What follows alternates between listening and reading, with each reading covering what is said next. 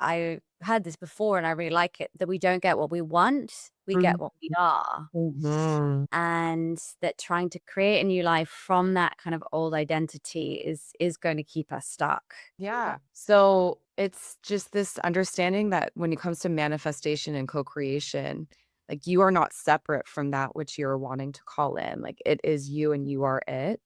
And so it comes to you because it comes from you. So the more that more is safe with you, the more can come from you. And then the more will feel safe coming to you. So it's really just opening up our capacity to hold more again. So Mm. it's taking the focus off of the external. And this is where we have to have compassion because we have this mind body system that's externally focused. So we're constantly looking like and observing what is here, and Yeah. really it's shifting that to turning inward and seeing again, how can I align like my core emotional homes, my thoughts, my beliefs, and my behaviors? Because Yeah. that's when I'm really in alignment. And that's when more can come from me. So more can come to me. And I can just Mm. expand my capacity to receive what already is mine.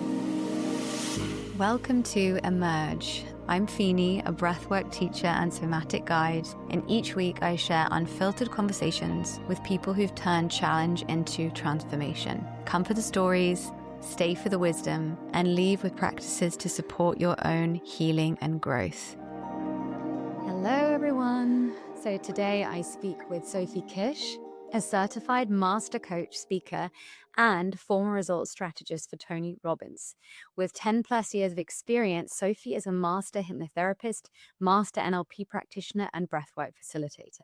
As the visionary behind the Coherence Method, she brings a revolutionary holistic approach to personal mastery, integrating neuroscience, identity work, hypnotherapy, somatic practice, and breathwork. Sophie specializes in empowering female leaders, executives, and entrepreneurs to move beyond burnout and disconnection, cultivating unshakable inner stability, safety, and presence. I love this conversation with Sophie. We talked about her time on Tony Robbins' team, which I was so interested in, and what she noticed sitting across from so many high achieving people, and how much of what stops us is fear of really being seen. We got into state before story, why changing your physiology has to become before you can change your behavior. Sophie also walked me through her practice dancing with the darkness, literally letting your shadow parts move through your body instead of oppressing them. We also talked about her own shift out of boss babe hustle mode into something softer, and why she thinks the wildness in women is actually where the power is. There are so many fantastic nuggets of wisdom in this episode. I really hope you enjoy it as much as I did. Hey, hi, Hi, Sophie. baby. How are you doing? Doing so good. So happy to have this conversation with you. Good. I know. Me too. We've tried a couple of times, and the stars are aligning today. For sure. Today is the day. Exactly. Third time's a charm. So, shall we just kind of dive straight in? I wanted to talk about this because I know that you've worked with Tony Robbins, Yes. and he's obviously a huge name. Probably everyone listening will have heard of Tony Robbins. I would just love to know a bit more about your experience and kind of what you learned and how that changed where you are now, or anything that kind of just comes through when I Mhm. ask you that question. Yeah, absolutely. So I worked on his team for a year and a half. I recently left on May 1st, and it was such an expansive experience because, of course, he's like Tony Robbins Yeah. and he has such a global reach. And the role that I was in on his team, I was essentially demonstrating to people what it would be like for them to hire and work with a Tony Robbins trained coach. So Mm. because he's Tony, he has a global appeal and he Yeah. attracts just so many unique, high caliber, interesting people. So I would have these beautiful in-depth conversations and sessions with surgeons and doctors and Fortune 100 executives and founders and entrepreneurs. And you start to just see patterns. You start to see how Mm. connected we all are and how what's personal to one person is universal to the world, and how so much of what stops us is ourselves, right? It's like success. This is the foundation of Tony's work. It's 80% our psychology, the subconscious patterns and beliefs and behaviors. Mm. That's the majority of it, that is the thing that we need to overcome within ourselves. 20% of it is what we actually need to do. 80% of it really is our identity. And then Yeah. to see that show up through all of these different conversations in different ways, and also really unpacking that underneath it, it's fear. Fear. That Mm. really is the biggest thing. And Tony speaks to this all the time, like fear of not being enough and Yeah. fear of not being loved. And Mm. so the number one skill that we all can develop is really that emotional power. It's so funny. He just did a little reel in a Saint Tropez, and he spoke to this. He's like, the number one skill. He's like, I've been teaching this for 40 years, and it just over and over again, it's like the ability to lean into the discomfort and Mm. to be with uncertainty and to be with the unknown and to push through and see who you are on the other side and what you can experience, what you can create. That's the difference between people who have ordinary lives and extraordinary lives that they know they're Yeah. capable of. So it's like facing ourselves Yeah. is literally the most challenging invitation, and really being able to sit and increase our capacity to hold more, which means holding that discomfort, the uncertainty, the challenge, the not knowing, the uncomfortable feelings that come with growth. And I saw that just over and over again in so many of my sessions. I mean, you must have learned so much, and it Oh my sounds gosh. like you have, and it's so interesting, and I know that probably a lot of people feel intuitively listening to this that Mhm. we ourselves are the ones who get in the way, and that Mhm. so much of it is about confidence, and but it's hard to remember that in the everyday, isn't it? And I feel Mhm. like did it I guess maybe working on Tony's team or working with people that kind of continuously reminded you every day of these messages, which did that really help your growth and your consistency when you're kind of amongst these people? Yeah, absolutely. In the sense that it reminded me of our shared humanity, that like what you're going through or what you're experiencing, everyone else is in their own ways. It's like recognizing that your problems aren't necessarily special or unique. And if you do support yourself on a consistent basis, Tony's big about priming and how you can really shift physiology. It's Mm, state and story and then language. So, really working with the body, which I know is important for you and your work as well too, and, like, really shifting the emotional state that you're coming from so that you can change your behavior, and giving yourself the ability to incorporate that in your day-to-day, in practices, in ritual, and then remind yourself of it throughout the day is important, because it's not like you just get there and then you just stay there. Like, it's a continual, ongoing practice, and this life is like a continual ongoing embodiment of our ability to really hold more life force energy, and we need to lean into that. So that's going to happen forever. Like, we're constantly going to be invited to expand and hold more of our power, and the mm, practices, the rituals, the techniques. And again, Tony's biggest thing, and this is good for your listeners to understand, is like state then story. So like mm, really working with the physiology is what's going to allow you to change your behavior, because that's the number one thing that's going to help you change your life. And if you're in a shitty state, that's when you have bad stories. That's where you start to get stuck in your head. He says, if you're in your head, you're dead. When you're in your heart, you're smart. So it's like, how can we constantly return to here? And yeah. yeah. It's so interesting how you have to have both, right? And the body often comes first because Mhm. no matter how many affirmations you do or whatever kind of mind exercises you do, if your body is not in that kind of optimal state and is dysregulated or not in balance, then your thoughts and your motivation and everything is going to be completely off. Yeah, you're Totally. going to get so scattered. Uh, Yes. so I love that. I really love that because I feel like, yeah, it really reflects the same in my own work as well. That's kind of really what I believe in as well. Yeah, changing state is huge. I believe that we have to like really develop, again, I keep going back to this, but that emotional power and the capacity to feel, because if we're under feeling, we're overthinking, and our mind will ruminate, or it will go to anxiety or hypervigilance, which I know so well Me from, too.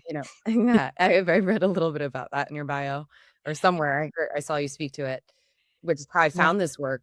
10 years ago, and still those patterns Mhm. exist in me, and it's like you still bump up on the patterns. Like, I think that's also important to say. It's not like you become this perfect person. It's like you're going to experience moments where these old patterns come up still, and like these things come up to be healed because that's healing. It's like a forever loop. Yes. Um, Yeah, and I think it's really important for people to hear because I think, people might listen to someone like Tony or whoever or you and think, "Oh, they've got it all figured out." And actually, Mhm. no one is exempt to maybe if you're kind of totally enlightened and you're I don't know, but Well, no yes, one really is mountain. exempt from exactly from doing the work and showing up every day. It's not like you do these practices and then you kind of banked it up for the rest of your life. It's like Um, as long as you have the tools to come back to again and again and again, then you can come back to it, this beautiful state again and again and again. yes, yeah. There's layers and it's a process and it's a journey and how we can really allow ourselves to like let go of that control and allow the unfolding and start to honor our own right cycles and rhythms and but ultimately though you will come into a place where you feel more safe to be in your authenticity and your expression and in your body and you know how it feels to be hooked into that truth and Mm, move from there and then it's easier for you to get back into it when you fall out but there's yeah. definitely always more things to integrate more layers to process and as we keep emphasizing I really believe and know that it starts with the body and that's something that being on Tony's team really locked in as well too, just really working with the physiology. Because I think I've seen him or like a clip of him backstage or something, and he's like doing these big and these breaths, and it's like it looks like Oh, really intense. he's extraordinary. He does global events and he has people up dancing and moving and there's been scientific data that shows that like depression has dropped from those days more than controlled studies with actual pharmaceuticals. So it's like we Yeah. can be our own medicine. There Yeah. is no greater medicine than like getting into our body and our mind. But we Yeah. have to learn how to work with this system, and we have to learn how to honor the system, and there's nuance to this because this soul and this spirit that wants to expand, but our nervous system that wants to stay Mhm. safe, so we have to learn how to honor that dynamic Yeah. so we can grow. I really feel that. I don't know about you, but that kind of push-pull sometimes of like, "Oh, I want safety and I just wanna be in my comfort zone." And, "Oh, I want this expansive and my soul wants to kind of grow," and it can be like an internal kind of push-pull, I find. Yes. Yeah, I always say that it's important to be able to have a system that can hold both the activation that's required with growth, like, we Mhm. are designed our bodies are designed to hold stress, so feeling like we're never gonna be stressed out is just, like, a myth and an illusion.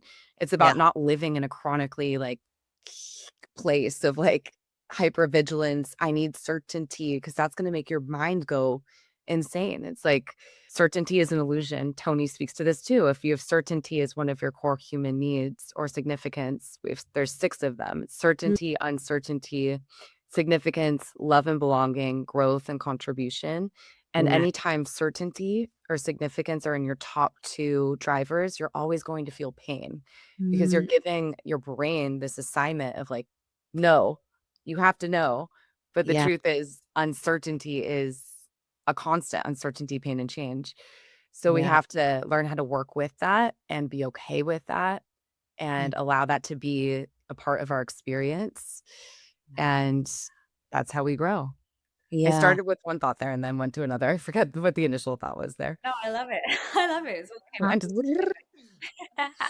Yeah, that's such an important point actually that I think maybe sometimes gets overlooked that of all the attributes to have and all the things to work towards that comfort with Oh, uncertainty. yes, thank you.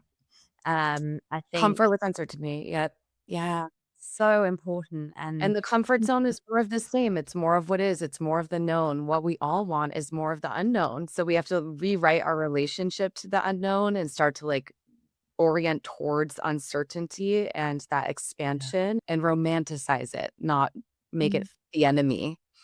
Yeah, exactly. Yeah. Mhm. And I know you said that I think you said you got into this work like 10 years ago. Yes, So, I yeah. started my business in 2017. I was a commercial real estate broker before, Oh, wow. Okay. and I just fell in love with psychology, philosophy, spirituality. 2 Mm. biggest catalysts were going to yoga. Yeah. Yep. Started a consistent yoga practice, fell in love with it so much, went through my 200-hour YTT in 2015. And then my brother, who is one of my biggest expanders, he took me to a Bob Proctor seminar called The Invisible Side of Success, and it was in LA. And I remember just being in that seminar and thinking, like, how was this not just school taught information? Our Yeah. conscious mind, our subconscious mind, paradigms, how to actually think and create change and shift your paradigm, which is the filter that is controlling your reality. And I just knew it was truth inside of my body. And so I just dove in, and Wayne Yeah. Dyer, Neville Goddard, Napoleon Hill, My God, yeah. some of You my got some greatest teachers, yeah. Wayne, Joe Dispenza. Yes. And I just started to really apply everything that I was learning, and everything shifted so quickly. And I just knew I wanted to have my work and my purpose be one and the same. And I wanted to teach people the information that was changing my life. And so I launched my coaching business, Mind Your Power, in 2017. It's just been a journey since then. Tony's team was a fun little bridge. And Mm. again, I left on May 1st. Yeah. And I know you said it was yoga, but I feel like was there anything before that that you think kind of got you into the yoga in the first place? Or was it more of like, oh, you just kind of stumbled into yoga and you thought, actually, this is kind of a vibe?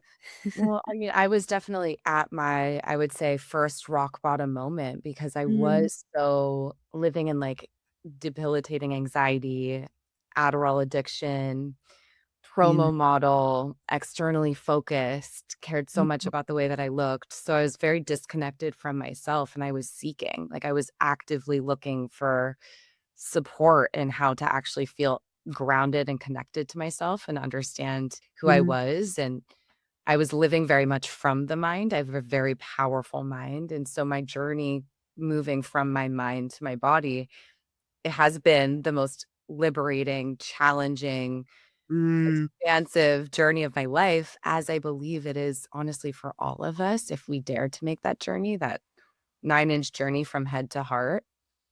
And Yeah. so, yeah, I was in a position where I was just like, there was nowhere for me to go but up. And from the outside looking in, life looked great, right? But inside, I was like just struggling. And there was just disconnect from my body, from my sexuality, from my sensuality, from my aliveness.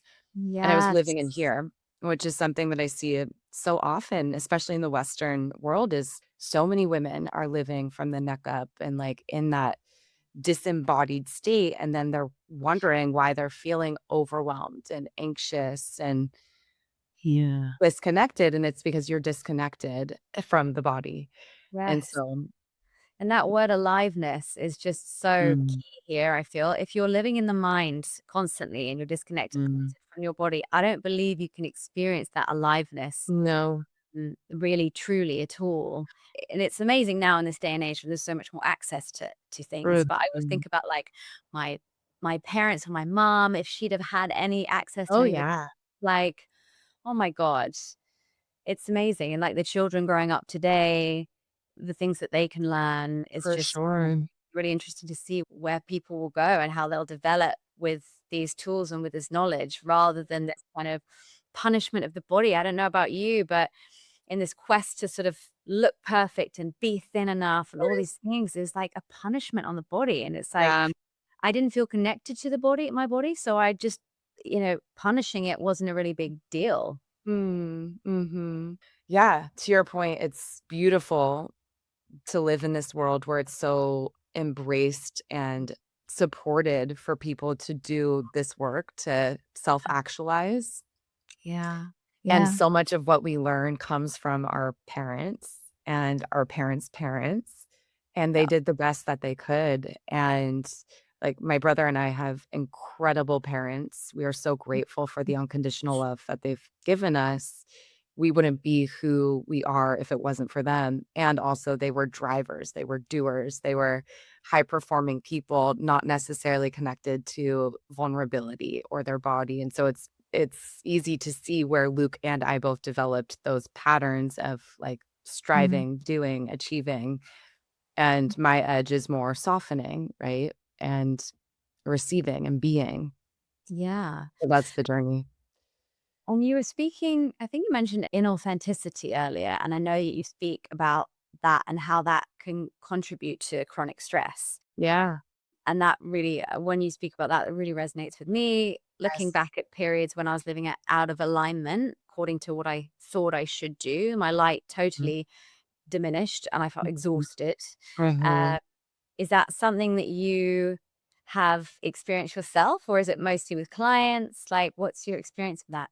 Yeah, absolutely. I believe that there's layers to that too. So 7 years into my business in 2022, I had like my second, I would say, moment. It's what Carl Jung refers to as like the second awakening where you're coming home to the body. And even Mm, though my business was like thriving and I was doing great work and really proud of everything that I had accomplished, I was face to face with some performative masks and like burned down all of the part of me that still was like sourcing my validation through how much money I was earning or how many clients that I had. And so that runs deep. And I'd say that that's a journey of like continually dissolving.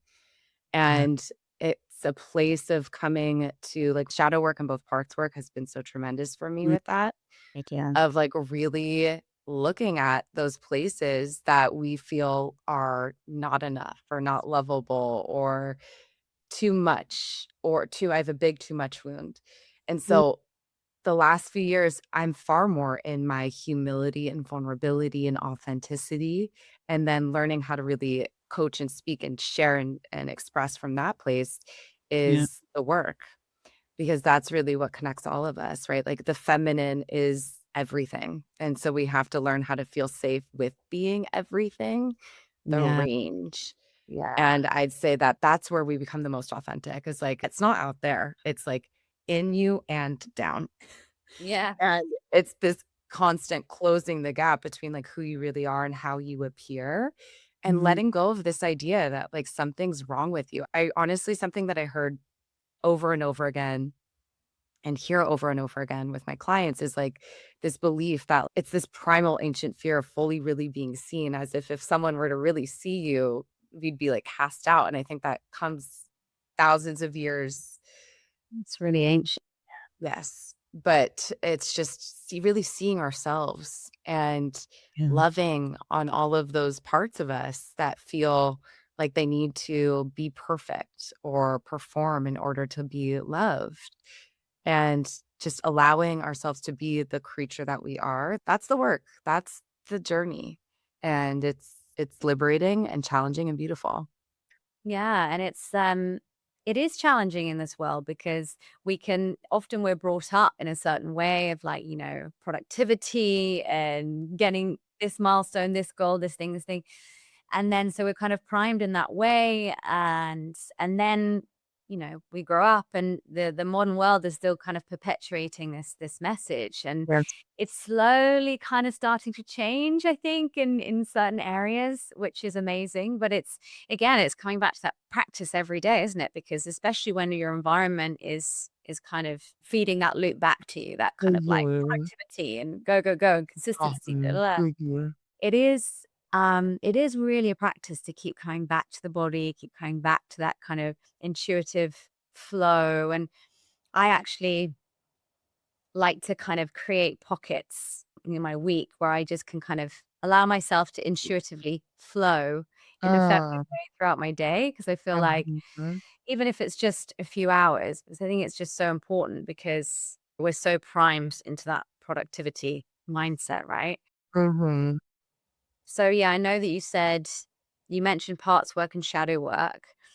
Um, but are there any other tips or any other kind of ways, I guess, that you might, if like a woman listening right now is unsure about whether she's living in a truly authentic way to her, versus what she's built around other people's expectations. Mhm. It might be like come back to the body, which I imagine it might be, but like, yeah, what would you kind of what comes to mind to kind of be able to recognize that, I guess? Because sometimes it's hard, right? When you're so much around you that's telling you one thing, like, for example, buy a house, get married, have the children, which loads of people want, right? But it might not be for everyone. And there are No. loads of different ways to live. So yeah, I'm just rambling, but if No, you're anything doing found that. yeah, I'm following you.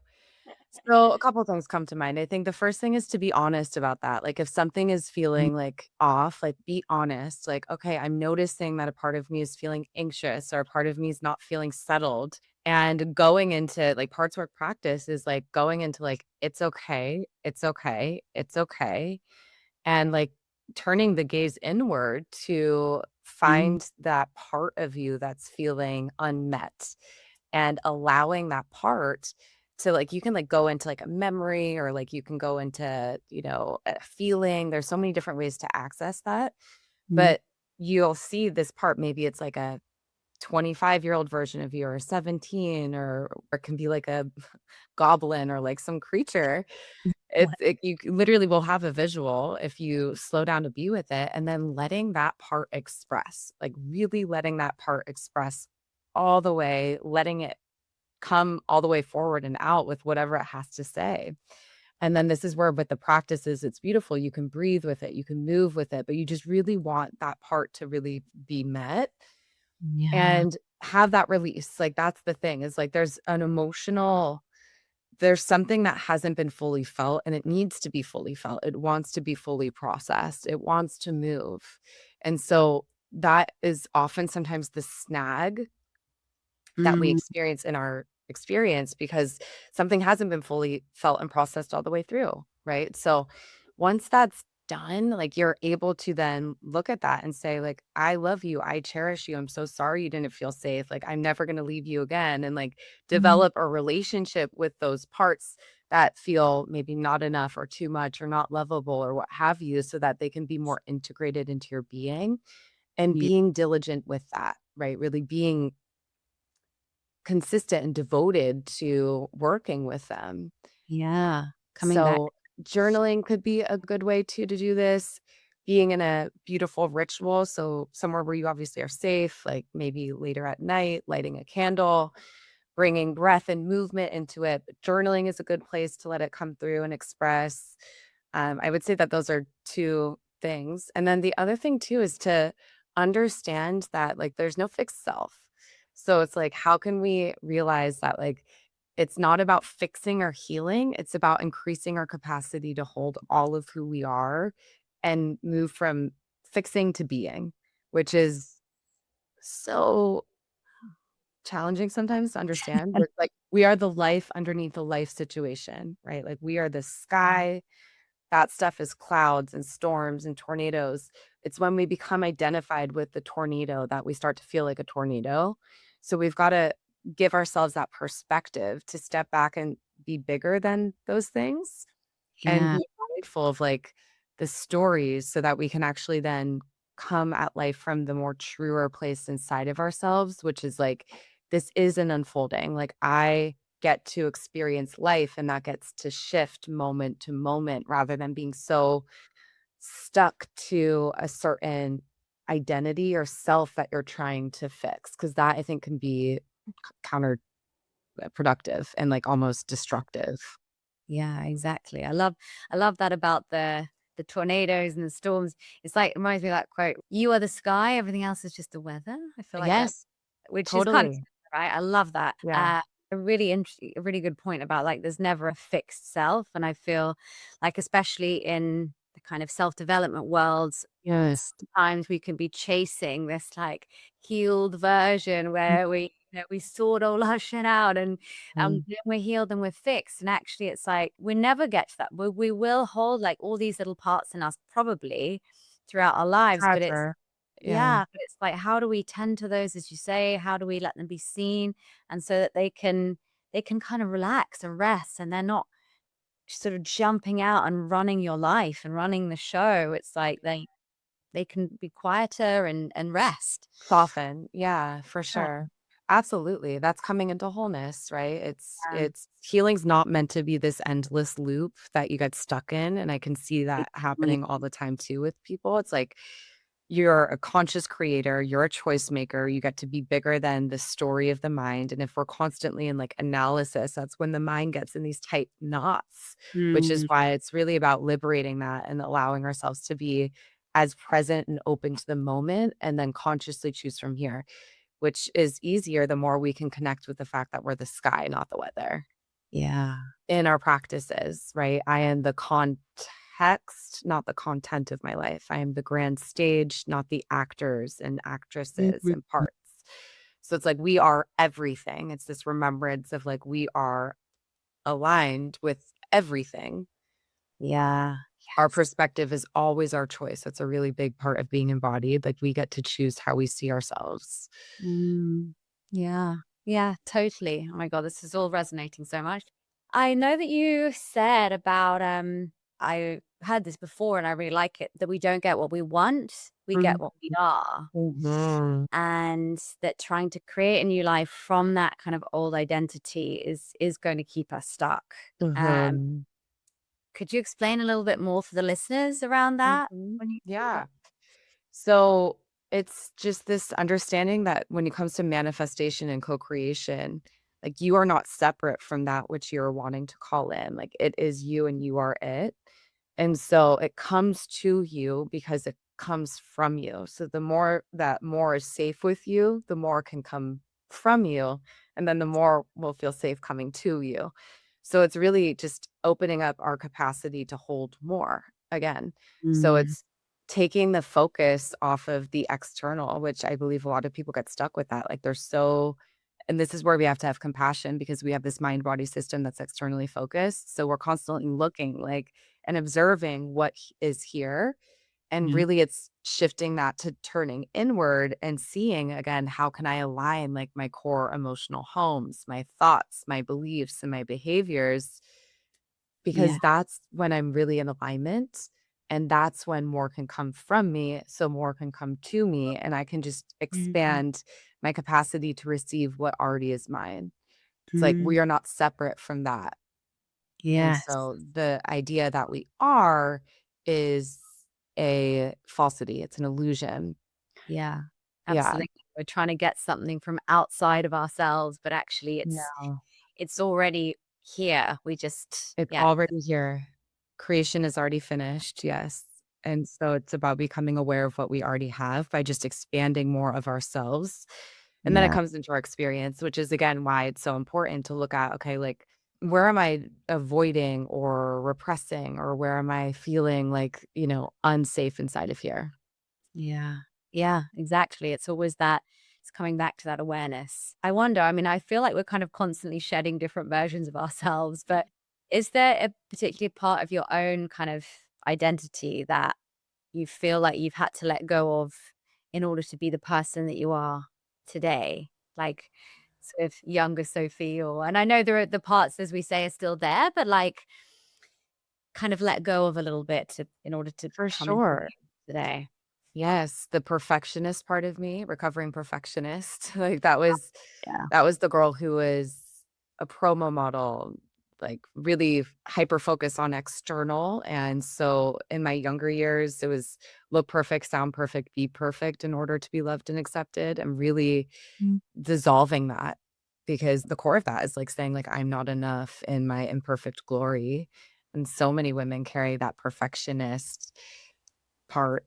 Oh, yeah. When I had my second awakening in 2022, it was really dismantling that boss babe, Mhm. contrived, like, armor. I was very much in my boss babe for the first 6 years of my coaching business, so it was very, like, hustle, strive, do, achieve, accomplish, and it worked, and again, uber successful, and still have so much respect and admiration for that version of me.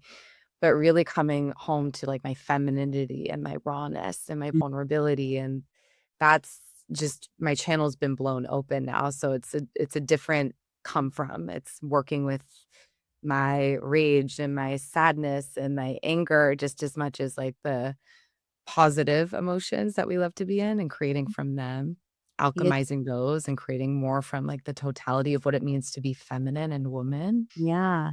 Yeah, and there was a big part of me that was really afraid too of, like, my honestly, just my power, like, my Mm. sexuality, my sensuality, my turn on, my wildness, and so I'd say that's, like, the I can see the resonance from Yeah, yeah, your totally. response. That's where I'm at now is, like, just, like, really feeling safe in the magnitude of that because there's so much of that inside of me, and Yeah. that's the integration that I'm Yeah. in right now. And it's crazy because I feel like so often the narrative is like, okay, there's boss babe, boss bitch, whatever it is, like Yeah. she's the one who's got it all together. And actually it's like with that more masculine energy and actually Mm. bringing the feminine, it's like, wow, the feminine has so much power. Mm. Just it's not always perceived that way, right? And Mhm. I just don't know when I see, all respect of, the boss babes, whatever, but I do feel like to continue like that kind of consistently for, for many, many years, I feel like something has to give at some point because as women, Mhm. we are designed so differently to men. And Mhm. I think Totally. room for it all within us. And we've got this amazing power that men, obviously in men and women that you can have feminine and masculine, but I feel like in terms of men and women, we as women have so much power. Yeah. Uh, as to your point, sometimes that can be a little bit scary, and historically, everything we've been repressed, and God knows what else in order to keep us small. And it makes Mhm. sense that we all, a lot of us, are terrified of our power, but Mhm.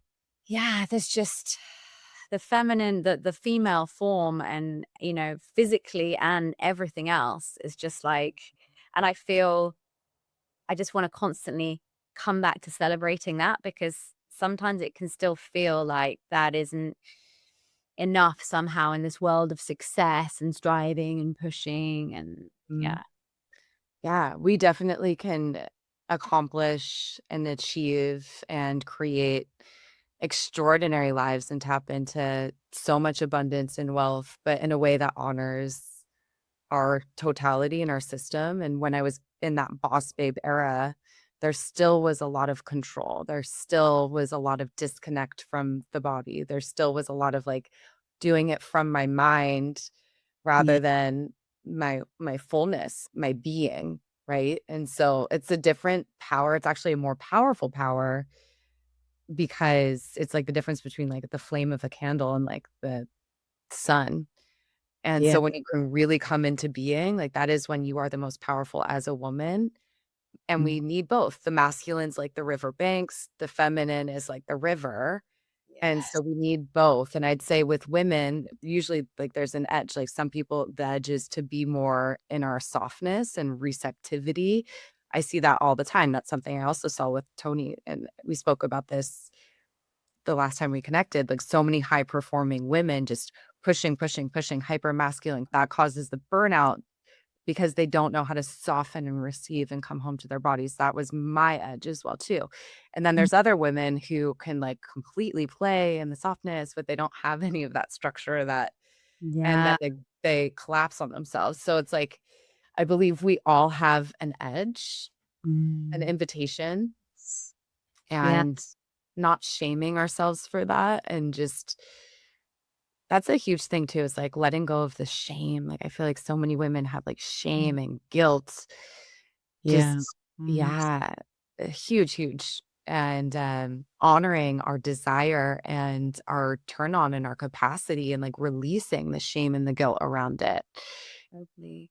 Yeah. Yeah, I feel like it's so well, I'm learning to balance the two, but I found that I used to go into periods of where I'd be like the boss babe for like, I don't know, a few weeks, and then I'd be like, "Oh, okay." Then I'm sort of want to be in my flow. I would kind of go between the two, and I Mhm. find actually listening to people like Tony, because I would say probably even though I do have a perfectionist streak for sure, I would say I probably am more. I lean more towards the feminine and the kind of like wanting to just flow through my day and and sometimes not end up getting things done. Uh, Mhm. and so I feel like listening to people like Tony, I also listen to like Ed Milet, Ed Milet? And that kind of like, "Come on, you can do it." And that kind of helps my, like, feminine flow to be a bit like, "Okay, right, we can also hold some of this," it's That's like really good. kind of, finding those people and those, and the tools that can help you flow in both, um, Yes. kind of thing, and I love what you talk about the wild women, and I feel like, yeah, it's just been so pushed down over the years, and I'm just looking at, yeah, like my bookshelf, I was looking at I don't know whether you've, read If Women Rose Rooted?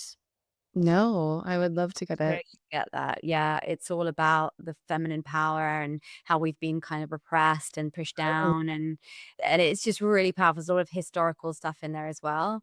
how cool. And yeah, again, I'm going off on a tangent, but it's just I love this topic of, yeah, kind of balancing the 2 because I think it is a real challenge to find that balance. As you say, people usually swing kind of more one way than the other. With So, the yeah. wildness piece, Well, with the masculine, masculine, feminine. feminine, yeah, but the Yeah, yeah. wildness is yeah, so kind of But our dominant as women, like, our dominant essence is it's feminine, but then how we get things done, I feel like there is that swing, right? Like, yeah, yeah. yeah. And then Wish coming home to the wildness, oh my gosh, that's everything. I believe that's such a core integral part of authenticity is like really just feeling that primordial power, that rawness, and letting that feel safe and honored and not feeling like, because that's the biggest lie, right? That to be feminine is to be soft and to be like twirling in fields in yeah, flower dresses. And it's like, no, it's like that's it. actually to really embrace and own your most powerful essence of who you are at your core, which means like really letting that wild feel free because that's so intrinsically the energy of the feminine. It's like, it's the lightning storms, it's the ocean, it's the flower opening. It's so raw. And I know so many women, myself included, it can be really scary to like really integrate that and to feel safe in that bigness. Totally. I mean, for you personally, what are the ways that you connect to wild women? What is the kind of like, yeah, what are the ways you do that? One of my favorite practices is called dancing with the darkness. And so this is where I really allow my shadow aspects to come forth and then give them the space to actualize in my body, to like be embodied Mm. inside of me rather than repressed or denied or shamed or shut Mhm. down. Dance in general is such a huge I've been dancing so much more over the last year, and it's just such a return to that energy of just expression that we need, that we want. Like your body wants to express, it wants to move. It doesn't want to be rigid or linear. Even like a yoga class can be sometimes that, even though God Mm. bless yoga, it's amazing. Like your body just wants to sound and breathe and move. And so finding ways in which you can do that.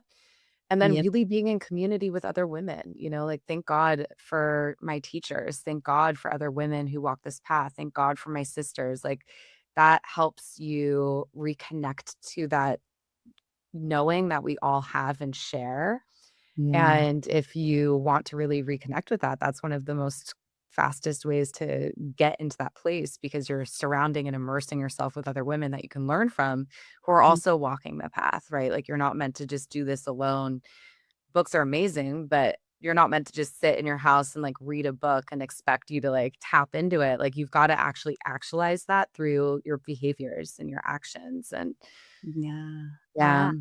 I feel like often women kind of pitched against each other and there can be, sometimes that feeling of competition. And actually it is so incredible when you walk with women on this path and you have this kind of sisterhood and Yep. wow. And as women too, we all have different flavors and like uniqueness. Like when you really understand that there is no competition because there's only one you, not in like an egocentric type of way, but this like honoring of like who I am my lived experience, my learned experience, it's mine. And like the way that I share and the way that my voice sounds and the way that I express and the way that I look, like all of these things, the challenges that I've had, they all come together to create this you. Like you are one of one. And Yeah. so recognizing like our magnificence and that we don't need to be more like interesting or change anything about who we are. It's just like honoring these parts and these pieces and these things that make us us. That is Yeah. when we are the most magnetic. And Yeah. that's also when we're not trying to like sound like that person or emulate this person or like compete with that person because we're more inside of our own worth and our own knowing. Yeah, and there's space for everyone, and there's no No. one on this planet that is Sophie. There's no one on this planet who is Fini. It's like, and that is so beautiful. And I think, yeah, the more we can kind of remember that and realize that we each have something so unique to offer, Mhm. the better. And Mm. I'm so with you on dancing. Oh my gosh, dancing! I can always tell when I haven't done it very much recently because feel this kind of almost like frustration or like this kind of like a I don't know what it is, and sometimes I forget, and sometimes I'm like, "Why am I feeling like this?" And then I go and Mhm. dance, or even if it's just dancing in my kitchen or something, and I'm That's like, so real. feel alive. Mhm.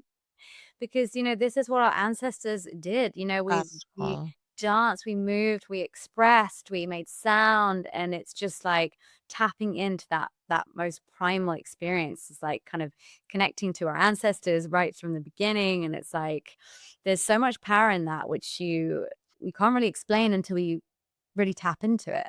Yeah, and you always, like, remember when you're in it, like, through the body, and so if you can start your day getting into your body through movement, through breath work, through walking, through working out, I'm such an advocate and firm believer that that's how we really heal. It's Mm, like getting into the body and dropping in, and when you don't do it for a couple of days, to your point, you are gonna feel yeah. that disconnect, and then when you start to do it again, you're like, "Oh god, this is why I do it all the time. This is why I want to make it a daily practice." Because that Yeah. is, like, the greatest form of self-love is, like, giving yourself that space to really be with you and to Yes. breathe it out, move it out.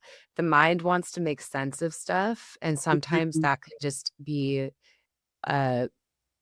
a rumination because you're not feeling, and it can cause so much what I call the overs, overwhelm, overthinking, overworking, overdoing because you're under feeling, because there's a disconnect from actually feeling what's there. And that's really hard for some people. Yeah, totally. And it's so easy to forget, like, when you're like, oh, sometimes, you forget how to do these things and you forget how good it feels. And I'm always like, "Oh, why do I always forget?" But I think the wonderful thing about forgetting is that then when you You remember, remember? it's just this incredible thing. And it's like we forget and come back, we forget and we come back, and we forget and we come back. Yes. It is this kind of process of always just coming back, coming That's back. alignment. Yeah. Yeah, and that's the best we can do in this human experience, really. 100%. Yes. Yeah. Yes. My love, the time has flown. I usually ask guests, to be honest, you have already shared so many practices and Mm, that have already probably been so helpful to everyone listening. But I will ask you anyway, just in case something comes to you. mm. Something really simple that perhaps a listener can try at home, maybe dancing with the darkness, explaining a bit more, or whatever kind of comes through first, just so that they can have that kind of practical tool to take away. Yeah, I am happy to expand on Dancing with the Darkness because it's so Mhm. amazing. Yeah. And this is also too like a great intro to shadow work, like which is essentially understanding that we have to take all of those unconscious, disowned, repressed, hidden, sometimes scary, those parts of ourselves into the light, into our loving awareness so we can be more whole and full. And so, a great way for this to start for your listeners is take out a journal and write out all of the things that you judge or disown or have a hard time accepting, emotions, feelings, like write it all out. And in sacred space, lighting candles, setting the mood, having a beautiful playlist, bowing in and saying, it's safe for me to express this. Like, I honor the dark feminine within me. Like, my darkness is God too. It also is my divinity, and then letting the music just take you and letting those parts of you come online and move and breathe so that they can become actualized in your system so that they can become more integrated. That's an incredible practice. It's a portal. If you really return to that over and over again, it's just going to help you step into a greater level of wholeness. And then those parts will feel more loved by you. The other parts work practice that I shared in earlier on in our conversation, that's incredible as well too. So I would do that kind of conjunction with this so you can start to just integrate in a bigger way, because really this is the biggest thing. It's integration. It's embracing all of self. It's like our true nature is pure power, pure love, pure Mm. wealth, pure peace, pure joy. Like we are what we want to experience at a soul level. We already are it, but we also have our humanity that we have to integrate so that it's not bypassing, so that Mm. these places can be alchemized and feel more at home within ourselves. And then that's when we're more free inside of ourselves. And that's when our frequency instantly rises. So I Yeah. could go on and on and on about this, I feel but like mic drop moment. I'm like, it's just great. This is like such a I don't good, even know what I just said. such Yeah, a like talk to kind of like, yeah, to almost end on. Yeah, like incredible. I also have a morning activation that your listeners can listen to. I'll give you the link so you can put this in the show notes, but it's my website, www.sophierosekish.com/morning activation. And that's a really fun hypnotic visualization that they can listen to in the morning before you get up out of bed. So you can start your day as her. Oh I my just God, want I to, want to listen to this. yeah, it's awesome. I'll send you the link as well too. Yes, and I'll put it in the show notes. And actually, that leads quite nicely on to well, you said kind of where people can find you, but what's most alive in your work? Like, how can people work with you? What do you want to share around that so that people obviously are probably excited to know because you've just been Yeah. wonderful. Oh, thank you. So my website would be a great place for people to go. It's just www.sophierosekish.com. I'm currently running a group called Wild and Whole, which dives deeper into this parts work and the shadow work that we were talking about. There's going to be a 6-month mastermind that's coming out soon. So you can put, that in on the website that you want to be a part of the wait list, or just message me if you'd like to find out more. If you're interested in private sessions, you can also explore that through my website. But the newest thing will be my 6-month mastermind that will come probably this fall.